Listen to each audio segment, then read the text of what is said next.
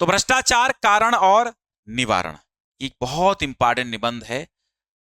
पिछले 2017, 18, 19, 20 और 21 को छोड़ दिया जाए तो 22, 23, 24, 25 लगातार आया हुआ निबंध है। कक्षा 10 हो, 12 हो या 11 हो, सबके लिए इंपॉर्टेंट है, लेकिन बोर्ड के लिए बहुत अधिक इंपॉर्टेंट है। बोर्ड परीक्षा के लिए, हाई स्कूल बोर्ड परीक्षा, इंटरमीडिएट परीक्षा, सभी बच्चे इसको देख सकते हैं। ठीक है, तो सबसे पहले आपको क्या करने नहीं है, इसमें भी आपको रूपरेखा बना लेनी है। रूपरेखा के अंक कट जाते हैं, इसलिए रूपरेखा बनानी बहुत जरूरी है। प्रस्तावना, भ्रष्टाचार के विविध रूप, भ्रष्टाचार के कारण, भ्रष्टाचार दूर करने के उपाय और उपसंहार। कारण कौन कौन से हो सकते हैं, इसमें भी 3-4 हेडिंग बीच में डालेंगे। विविध रूप कौन से होंगे, इसमें भी 3-4 हेडिंग बीच बीच में डालेंगे। आप चाहें तो वो हेडिंग्स भी प्रस्तावना में लिख सकते हैं जो इनके अंडर में आती हैं। ठीक है, चलो ठीक है। तो सबसे पहले प्रस्तावना, प्रस्तावना यानी कि इंट्रोडक्शन, यानी कि परिचय। भ्रष्टाचार होता क्या है इसमें लिखना है। भाई भ्रष्टाचार शब्द 2 शब्दों से मिलकर के बना है, एक भ्रष्ट और दूसरा आचार। कहते ये आदमी बड़ा भ्रष्ट है, बड़ा करप्ट है। तो भाई साहब भ्रष्ट है यानी कि करप्ट है, यानी भ्रष्ट आचरण वाला व्यक्ति है। तो अपने स्थान से जो गिरा हुआ होता है उसको कहते हैं भ्रष्ट। और आचार का मतलब होता है सदाचार, यानी जो अपने आचार, सदाचार या व्यवहार, आचार का मतलब आचरण या व्यवहार, तो आचार यानी कि अपने व्यवहार से गिरा हुआ व्यक्ति, या यूं कहें कि अपनी गरिमा से गिरकर किए गए कार्य को भ्रष्टाचार कहा जाता है। ठीक है, जैसे यहां पर लिखा है कि भ्रष्टाचार 2 शब्दों से मिलकर बना है, एक भ्रष्ट तथा दूसरा आचार। अब भाई साहब ये भ्रष्ट क्या है और आचार क्या है ये भी लिख दो।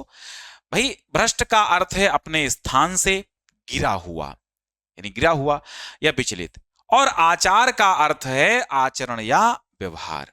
तो इस तरह किसी व्यक्ति द्वारा अपनी गरिमा से गिरकर अपने कर्तव्यों के विपरीत यानी कि उल्टा किया गया आचरण भ्रष्टाचार कहलाता है।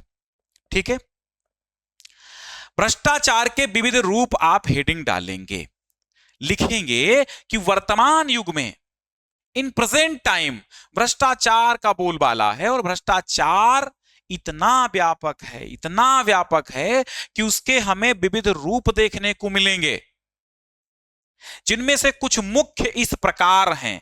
तो भ्रष्टाचार के विविध रूप क्या हैं आप आगे देखिए। नंबर 1, ये भ्रष्टाचार का पहला और सबसे प्रचलित और सबसे मशहूर रूप है, जिसको आप क्या कहते हैं, घूस, रिश्वत, सुविधा शुल्क। कुछ लोग इसको घूस बोल देते हैं, कुछ लोग इसको रिश्वत बोल देते हैं, कुछ लोग इसको सुविधा शुल्क बोल देते हैं, है ना। हाँ, आप समझो, रिश्वत आपने भी कहीं ना कहीं किसी ना किसी रूप में दी होगी अपने जीवन में। हाँ, कोई कह दे कि हमने नहीं दी है। जब दुनिया में लगभग देखा जाए तो भाई साहब 80-90% लोग भ्रष्टाचारी हैं, तो 10-15% ईमानदार जरूर आपको मिलेंगे, जिनके बल पर यह पृथ्वी थमी हुई है। ये कह सकते हो जिस दिन धरती से ईमानदारी चली जाएगी उस दिन धरती भी चली जाएगी शायद। हाँ, समझो। तो भ्रष्टाचार में कहीं ना कहीं इस ट्रैप में आप भी शिकार हुए होंगे। अभी आप बालक हैं, स्कूल में पढ़ रहे हैं, वहां पर भी भ्रष्टाचार का रूप देखने को मिल सकता है, रिश्वत का रूप देखने को मिल सकता है। कहीं प्रैक्टिकल के नाम पर 100-200 रुपए आपसे एक्स्ट्रा लिए जाते हैं, कहीं रजिस्ट्रेशन शुल्क के नाम पर, तो कहीं विकास शुल्क के नाम पर, तो कहीं किसी के नाम पर। तो कहीं ना कहीं हर जगह हर व्यक्ति लगभग इस भ्रष्टाचार का शिकार हुआ पड़ा है। तो रिश्वत या सुविधा शुल्क ये हेडिंग डालेंगे और लिखेंगे कि अपने कार्य को समय से और बिना किसी परेशानी से कराने के लिए जो हम शुल्क देते हैं उसको रिश्वत कहते हैं। नियमों के विपरीत ये शुल्क देते हैं अपने कार्य को जल्दी कराने के लिए, उसको हम रिश्वत कहते हैं। और आज लोग रिश्वत बड़े हर्ष के साथ दे देते हैं। अरे यार काम हो जाए, लो भैया पैसा लो, काम हो जाए। इसी उपहार, इसी सुविधा, इसी नकद धनराशि को हम क्या कहते हैं, रिश्वत कहा जाता है। और इसी को साधारण भाषा में घूस और सभ्य भाषा में सुविधा शुल्क भी कहा जाता है। ये क्यों दिया जाता है, सुविधाजनक कार्य कराने के लिए। ये क्यों दिया जाता है, अपना कार्य समय से कराने के लिए। क्योंकि फाइलों की भीड़, आपके पीछे 50 लोग बिना रिश्वत वाले खड़े हैं, वो नियम से काम कराएंगे भाई साहब, वो सुबह से शाम तक लाइन में लगे रहेंगे। आपने सुविधा शुल्क दी और आपका खिड़की के पीछे से फाइल आपकी काम हो गया, आपका वो पूरा दिन बच गया। ये आप सुविधा के लिए आपने रिश्वत दी, लेकिन वो कहा जाएगा भ्रष्टाचार। हाँ, दूसरे नंबर पे है भाई भतीजावाद, नेपोटिज्म जिसको अंग्रेजी में बोलते हैं। किसी सक्षम व्यक्ति द्वारा केवल अपने सगे संबंधियों को कोई सुविधा, लाभ अथवा पद, नौकरी प्रदान करना ही भाई भतीजावाद है ना। हीरो का लड़का हीरो बन जाए, हीरो का भतीजा हीरो बन जाए, हीरो का चचा का लड़का हीरो बन जाए, समझ लो ये क्या है, भाई भतीजावाद, है ना। या फिर यूं कहें कि कोई जिलाधिकारी है, कोई प्रधानमंत्री है, कोई मुख्यमंत्री है, वो सब केवल अपने परिवार के, अपने रिश्तेदारों को ही सारी सुविधाएं दें और सरकारी नौकरियों में उन्हीं को भर लें, तो ये क्या है, ये भाई भतीजावाद है। अभी मान लो आपके विद्यालय में शिक्षकों की नियुक्ति होनी है विद्यालय की ओर से, तो वो क्या करेंगे, अपने रिश्तेदारों को ठूंस लेंगे वहां पर, और बाकी लोग जो बाहर के होंगे, नहीं भाई साहब तुम्हारे लिए जगह नहीं है। तो ये होता है भाई भतीजावाद, कि केवल अपने लोगों को रखना, अपने सगे संबंधियों को रखना, यही भाई भतीजावाद है। ये भी एक भ्रष्टाचार का रूप है। अगला रूप है कमीशन, ये भी एक भ्रष्टाचार का रूप है भैया। 4% लेंगे। आज सरकारी, अर्ध सरकारी, प्राइवेट क्षेत्र के अधिकांश सौदों अथवा ठेकों में कमीशन बाजी का वर्चस्व है। किसी विशेष उत्पाद, वस्तु अथवा सेवा के सौदों में किसी सक्षम व्यक्ति द्वारा सौदे के बदले में विक्रेता अथवा सुविधा प्रदाता से कुल सौदे के मूल्य का एक निश्चित प्रतिशत प्राप्त करना कमीशन है। मान लो आपको जमीन खरीदवा रहा है कोई, कहता भाई साहब खरीद लो चल के जमीन, वहां पर बहुत अच्छा प्लॉट मिल रहा है, 2% हमको दे देना। ये क्या है, कमीशन है। ठेकेदार आता है, ठेका लेता है रोड बनवाने का, ठेकेदार से कई लोग कहते हैं भैया रोड बनवाओ और ये पैसा मंजूर हो रहा, हमको 2% चाहिए, किसी को 3% चाहिए, किसी को 10% चाहिए। ये क्या है, कमीशन है। ये भी क्या है, भ्रष्टाचार का एक रूप है। अगला है यौन शोषण, और ये थोड़ा सा भ्रष्टाचार का अलग रूप है, और ये कह सकते हैं नवीन रूप है। पहले कम होता था, अब ज्यादा है। ये भ्रष्टाचार का सर्वथा नवीन रूप है। इसमें प्रभावशाली जो व्यक्ति होता है या जो अधिकारी होता है, विपरीत लिंग के व्यक्ति को अपने प्रभाव का प्रयोग करते हुए अनुचित लाभ पहुंचाने के बदले उसका यौन शोषण करता है। कहता है कि हाँ आप वहां आके मिलो, कल रात में वहां मिलो तो आपको हम वो बना देंगे, वो बना देंगे, वो कर देंगे, और उस पद पे बिठा देंगे, आपका प्रमोशन कर देंगे। तो ये यौन शोषण भी क्या है, एक भ्रष्टाचार का रूप है। ठीक है। अब इसके बाद हम लिखेंगे भ्रष्टाचार के कारण, और अभी आगे हम ट्रिक भी बताएंगे कि कैसे आप इसको शॉर्टकट में याद करोगे। शॉर्टकट करके मैं लाया हूं उसको। ठीक है। तो भ्रष्टाचार के कारण बहुत सारे कारण हो सकते हैं, लेकिन कुछ प्रमुख कारण इस प्रकार हैं, ऐसी आप एक लाइन लिखेंगे। ठीक है। नंबर 1, महंगी शिक्षा। तो महंगी शिक्षा के कारण भी भ्रष्टाचार देखने को मिलता है। क्या है भैया, महंगी शिक्षा के कारण आज जब एक युवा शिक्षा पर लाखों रुपए खर्च करता है, फिर जाकर के किसी पद पर पहुंचता है, तो उसका सबसे पहला ध्येय, सबसे पहला लक्ष्य यही होता है कि उसने अपनी शिक्षा पर जो खर्च किया है उसे किसी भी उचित अनुचित रूप से ब्याज सहित वसूलना है भैया।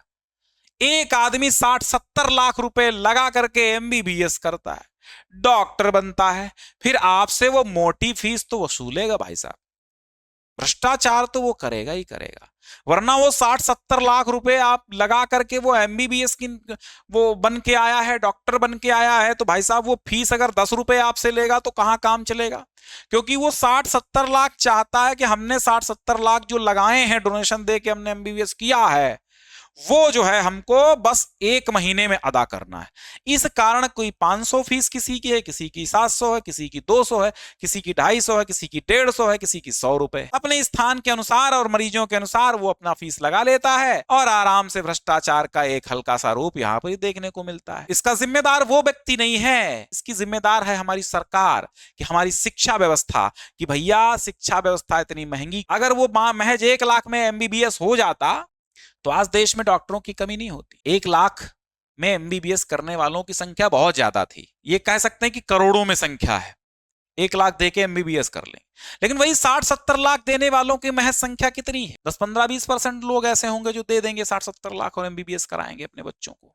तो महंगी शिक्षा भी इसका बड़ा कारण है, भ्रष्टाचार का, रिश्वत का, घूस का। एक आदमी डीएम बनता है, एसडीएम बनता है, आईएएस बनता है, आईपीएस बनता है, या यूं कहें कि वो एसडीएम बनता है, तहसीलदार बनता है, जज बनता है। उसके पीछे बहुत सारी मेहनत, बहुत सारा पैसा पढ़ाई पर खर्च कर चुका होता है, 20 लाख 50 लाख खर्च कर चुका होता है। तो क्या करना है, क्योंकि शिक्षा महंगी है, अब उसने महंगी शिक्षा ली है तो उसका जो वो काम करेगा वो उसका भी मूल्य वो महंगा ही लेगा, है ना। तो ये बड़ा कारण है महंगी शिक्षा।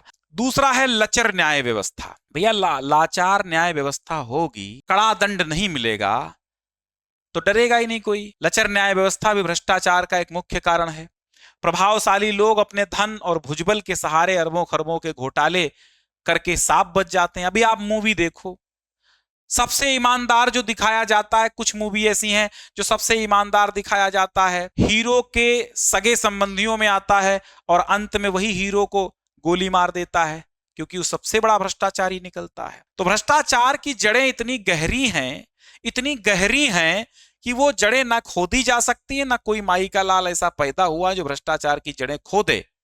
लेकिन हाँ, हम और आप मिलकर के जब अगली पीढ़ी बनाएंगे तो भ्रष्टाचार जीरो कर सकते हैं, क्योंकि हमसे और आपसे संभव है। हमारी और आपकी जो ये जो ईमानदारी है ना, ये जो ईमान है, ये ना डिगे, जल्दी करोड़पति बनने के सपने ना हो, तो इतना जल्दी भ्रष्टाचार नहीं होगा। तो ये हम और आप कम कर सकते हैं। तो लचर न्याय व्यवस्था भी, अरबों खरबों का लोग घोटाला करते हैं, उन अरबों खरबों में से 4-6 करोड़ खर्च करते हैं और वो साफ बच निकलते हैं, जिससे युवा वर्ग इस बात के लिए प्रेरित होता है कि यदि व्यक्ति के पास भैया पैसा हो तो क्या नहीं हो सकता है, भाई पैसा हो तो क्या नहीं हो सकता है। ये दिमाग में बात पड़ती है कि पैसा हो तो उसका कुछ कोई बिगाड़ नहीं सकता, सब पैसे के दम पे हो जाता है। पैसा होगा, अच्छा वकील कर लेंगे, मौका पड़ेगा जज अगर बिक रहा होगा तो उसको भी खरीद लेंगे। तो ये दिमाग में पड़ता है। तो लचर न्याय व्यवस्था भी इसका बड़ा कारण है। सचिन कुमार जी समझ रहे हैं। अगला है जन जागरण का अभाव। इस देश की अधिकांश जनता अपने अधिकारों से अनजान है, जिसका लाभ उठाकर प्रभावशाली लोग उसका शोषण करते रहते हैं और जनता चुपचाप भ्रष्टाचार की चक्की में पिसती रहती है। जन जागरण नहीं है ना। लोगों को पता नहीं है कि कौन सा नियम, कौन सा कानून लागू है, कौन सा कानून बंद है, कौन से कानून के तहत क्या काम हो रहा है। तो इसमें भ्रष्टाचार है। और एक बहुत बड़ी बात है जीवन मूल्यों का ह्रास और चारित्रिक पतन। जब लोगों का चरित्र बेकार हो जाता है, जब लोगों में नैतिक मूल्य, जीवन मूल्य समाप्त हो जाते हैं, तो आदमी भ्रष्टाचारी हो जाता है। आज के इंसान के जीवन में मानवीय मूल्यों की कोई कदर नहीं है। इतनी कमी हो गई है कि उसने अच्छाई बुराई का भेद ही खत्म कर दिया है। क्या अच्छा है क्या बुरा है वो सोच ही नहीं रहा। चारित्रिक पतन ऐसा है कि उसे अन्य लोगों के हित की चिंता ही नहीं है। ऐसे मूल्यहीन दुष्चरित्र और दुष्चरित्र व्यक्ति ही भ्रष्टाचार को बढ़ावा देते हैं। भ्रष्टाचार दूर करने के क्या क्या उपाय हैं, ये भी बड़े कारण हमने आपको बताए। भ्रष्टाचार को हम कैसे दूर कर सकते हैं? कुछ उपाय ऐसे हैं। नंबर 1, जन आंदोलन। भ्रष्टाचार को रोकने का सबसे मुख्य और महत्वपूर्ण उपाय है जन आंदोलन, यानी लोग मिलकर के आंदोलन करें। लोगों के आंदोलन के द्वारा लोगों को उनके अधिकारों का ज्ञान फैलाकर इस पर अंकुश लगाया जा सकता है, रोका जा सकता है। दूसरा, कठोर कानून बनाया जाए। कठोर से कठोर कानून बनाकर ही भ्रष्टाचार पर रोक लगाई जा सकती है। यदि लोगों को पता हो कि भ्रष्टाचार करने वाला कोई भी व्यक्ति सजा से नहीं बच सकता, तो प्रत्येक व्यक्ति अनुचित कार्य करने से पहले लाखों बार सोचेगा और वो करेगा ही नहीं कि भाई साहब फांसी चढ़ा दिए जाएंगे अगर हो जाएगा तो। इसके बाद है निशुल्क उच्च शिक्षा, है ना, ये तो सपना ही है, कब हो पता नहीं।